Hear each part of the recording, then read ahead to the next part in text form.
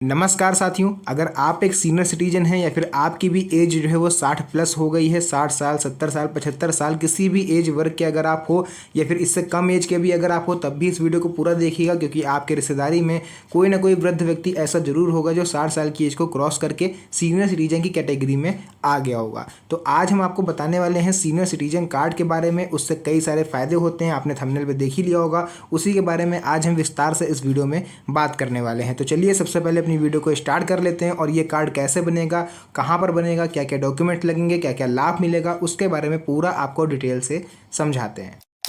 देखिए, यहाँ पर आपको हम सबसे पहले लेकर के आ चुके हैं अपने मोबाइल फ़ोन की स्क्रीन पर, और यहाँ पर आप लोग पढ़ पाओगे कि आखिर वरिष्ठ नागरिक कार्ड क्या है। तो ये हम आपको बता दें कि वरिष्ठ नागरिक कार्ड होता क्या है, क्योंकि आप में से बहुत सारे व्यूवर्स ऐसे हो जिनको इस बारे में नहीं पता है। यानी what is senior citizen card. अब वरिष्ठ नागरिक कार्ड भारत में 60 वर्ष या उससे अधिक आयु के नागरिकों को राज्य सरकार के द्वारा जारी किए जाने वाला एक महत्वपूर्ण दस्तावेज होता है। आधार कार्ड की तरह ही आपका ये सीनियर सिटीजन कार्ड भी होता है। यह कार्ड जो होता है वो बुजुर्गों को सरकारी योजनाओं, स्वास्थ्य सेवाओं, यात्रा, बैंकिंग आदि में विशेष रियायतें और प्राथमिकता दिलाता है। यानी आपने किसी सरकारी योजना में फॉर्म भरा हुआ है किसी योजना का लाभ लेने के लिए, तो अगर आप एक सीनियर सिटीजन हो तो आपको उसमें प्राथमिकता मिलेगी।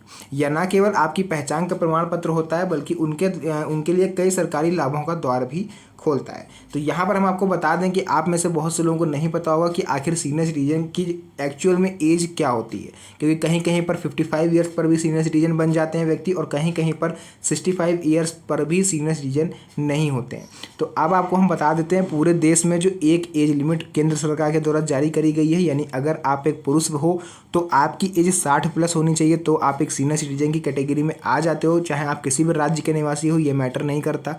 एंड अगर आप एक महिला हो तो आपकी जो एज है वो 58 साल होनी चाहिए, तभी आप सीनियर सिटीजन की कैटेगरी में माने जाओगे। तो आज हम लोग बात करेंगे सीनियर सिटीजन कार्ड के बारे में। उससे पहले हम आपको बता देते हैं कि आखिर ये जो कार्ड है ये कितने प्रकार का होता है।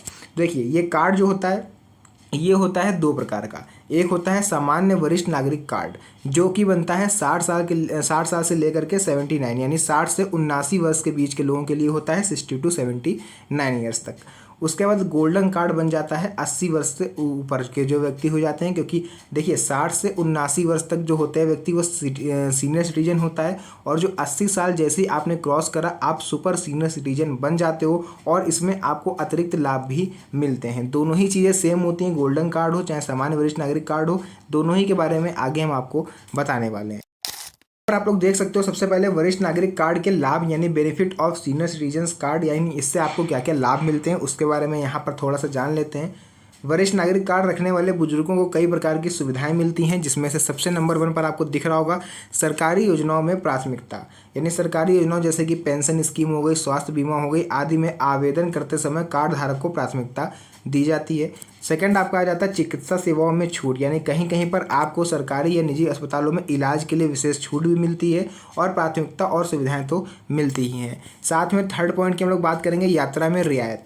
रेल हो चाहे बस हो चाहे एयरलाइंस हो, टिकट बुकिंग पर छूट मिलती है। ट्रेन में वरिष्ठ नागरिकों के लिए विशेष कोटा भी होता है। फिलहाल आप रेलवे में फ्री यात्रा नहीं कर सकते, क्योंकि ये गवर्नमेंट के द्वारा बंद कर दी गई है, बट आप बस में फ्री यात्रा कर सकते हो। कि ये राज्य पर डिपेंड करेगा आप किस राज्य में हो, क्योंकि हरियाणा जैसे राज्यों में आपको फ्री यात्रा कराई जाती है, दिल्ली में बस की फ्री यात्रा कराई जाती है। रेल में फिलहाल बंद चल रहा है। एयरलाइंस में भी आपको फ्री यात्रा करने को मिलती है, यानी फ्लाइट पर अगर आप जाना चाहते हो तो वहाँ पर भी आपको छूट मिलती है। तो ये होती है आपको यात्रा में रियायत। हालांकि रेलवे में बहुत जल्द ये रियायत जो है शुरू होने वाली है, इसका आपको थोड़ा सा वेट और करना पड़ सकता है। उसके बाद बात करेंगे बैंकिंग सेवाओं में लाभ।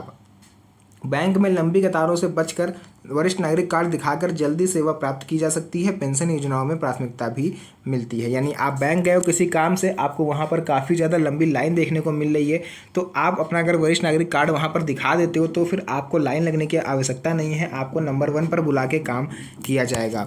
उसके बाद 5वां सबसे इंपॉर्टेंट पॉइंट अन्य लाभ, जैसे कि आपको बता देते हैं सार्वजनिक स्थानों पर आपको प्राथमिकता मिलेगी। जैसे कि आप किसी अस्पताल में जा रहे हो, लाइन लगी हुई है, राशन लेने जा रहे हो, लाइन लगी हुई है, या रेलवे पर टिकट लेने गए वहाँ पर लाइन लगी हुई है, तो ऐसे केसों में आपको प्राथमिकता मिलती है। सरकारी दस्तावेजों में भी आपको छूट मिलती है। कुछ राज्यों में बिजली पानी के बिल में भी आपको छूट मिलती है।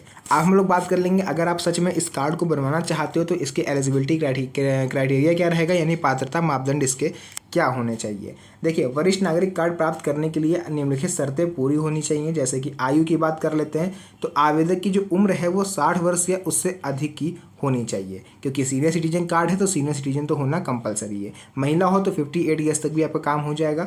नागरिकता जो है वो भारत की नागरिकता होनी चाहिए। और यहाँ पर भी आपको हम एक चीज़ बता देते हैं कि अगर आप भारतीय हो तो आपको ये साबित करना होगा। अगर आप इस कार्ड को बनवाना चाहते हो, उस पर रिसेंटली मैंने वीडियो बना के उठाया, हो सकेगा तो उसका लिंक मैं नीचे डिस्क्रिप्शन में डाल दूंगा, आप लोग उसको देख लीजिएगा। अगर भारतीय नागरिक आप खुद को साबित नहीं कर पाए तो आपको किसी भी तरह की योजना का लाभ नहीं मिलने वाला है। उसका देखिए, स्थायी निवासी, आवेदक उसी राज्य का स्थायी निवासी होना चाहिए जहां से वह आवेदन कर रहा है।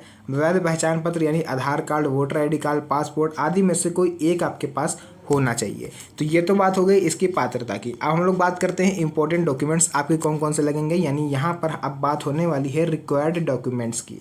देखिए, आयु प्रमाण पत्र आपके पास होना चाहिए एज प्रूफ के तौर पर। उसमें से मैं आपको 3 डॉक्यूमेंट बता रहा हूँ, इसमें से अगर आपके पास कोई एक भी है तो भी आपका काम होने वाला है। जन्म प्रमाण पत्र अगर आपके पास है तो ये तो होता ही है, सभी के पास नहीं होगा तो कोई दिक्कत नहीं। पासपोर्ट देखिए बहुतों के पास नहीं होता है। Pan card, school leaving certificate या 10th की मार्कशीट। देखिए, कुल मिला के मैं जो 3 डॉक्यूमेंट्स बताने वाला हूँ वो सभी के पास होते हैं। देखिए, एक तो 10वीं की मार्कशीट लगभग सभी के पास मिल जाएगी, या फिर पैन कार्ड देखिए सभी के पास मिल जाएगा, या फिर जन्म प्रमाण पत्र ये सभी के पास मिल जाएगा। यानी कि देखिए, पासपोर्ट और स्कूल लिविंग सर्टिफिकेट ये बहुत कम लोगों के पास होता है। अब हम लोग यहाँ पर बात करेंगे पता प्रमाण पत्र के रूप में आप किसको यूज़ कर सकते हो। तो पता प्रमाण पत्र यानी एड्रेस प्रूफ के तौर पर आप राशन कार्ड को यूज़ कर सकते हो, बिजली पानी का बिल यूज़ कर सकते हो, बैंक पासबुक की फोटोकॉपी यूज़ कर सकते हो, आधार कार्ड को यूज़ कर सकते हो, जो कि आपके एड्रेस के प्रूफ के तौर पर वर्क करेगा। फिर हम लोग बात करेंगे पहचान प्रमाण पत्र के रूप में आपको आधार कार्ड, वोटर आईडी कार्ड या पासपोर्ट में से कोई एक देना पड़ेगा। इसके अलावा यहाँ पर आपको देनी होगी पासपोर्ट साइज़ फ़ोटो, जो कि हाल ही में खिंचवाई गई हो 3 महीने के अंदर, यानी विदिन 3 मंथ्स की फ़ोटो आपके पास होनी चाहिए। अगर इससे ज़्यादा पुरानी फ़ोटो आप यूज़ करते हो तो फिर फ़ोटो मिसमैच हो जाएगी और आपका जो एप्लीकेशन फॉर्म है वो कैंसिल कर दिया जाएगा। अब यहाँ पर बात करेंगे भरा हुआ आवेदन फॉर्म की आवेदन प्रक्रिया।